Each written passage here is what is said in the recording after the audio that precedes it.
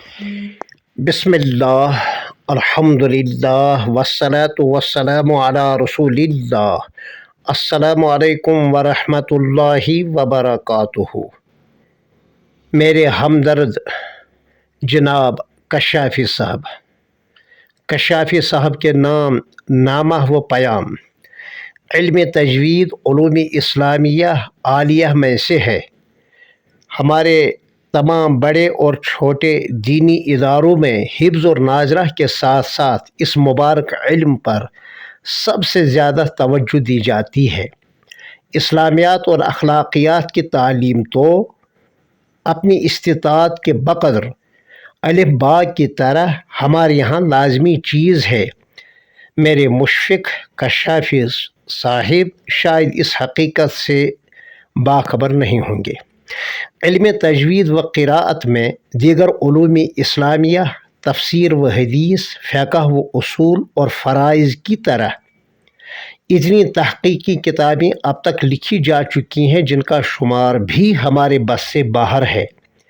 کیا میرے خیر خواہ کشافی کو اس کا علم ہے؟ دور مت جائیے۔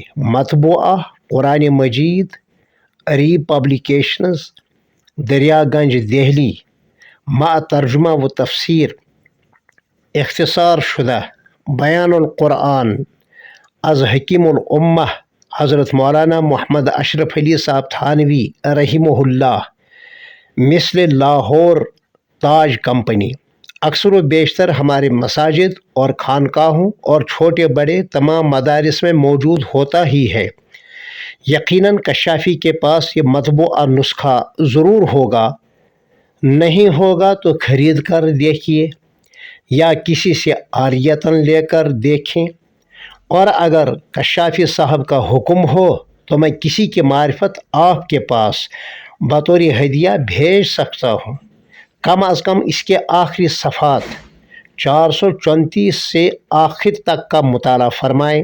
خاص طور پر یہ عناوین ضرور دیکھیں: رموز اوقاف قرآن مجید، نمبر 2 علم قراءت یعنی مخارج حروف کا بیان، نمبر 3 تجوید یعنی قرآن مجید کو صحیح پڑھنے کا بیان، نمبر 4 رسم الخط، نمبر 5 کلام پاک کے 18 مقامات، نمبر 6 قرآن کریم کے 20 مقامات۔